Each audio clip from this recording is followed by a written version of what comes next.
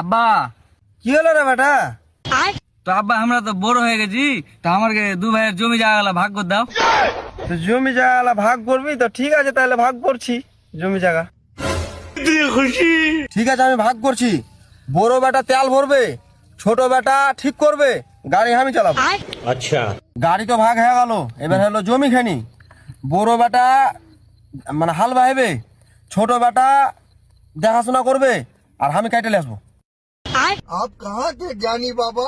জমির ভাগ তো হয়ে গেল, এবার পোল্ট্রির ফার্মটা দেখাশোনা করবে বড় বেটা, ছোট বেটা খাওয়াইবে, আর আমি বেচবো। তাহলে আর একটা করি, আমি লিয়ে আসি 20, হ্যাঁ আমি ঢালবো আর তোমাকে খাওয়াবো।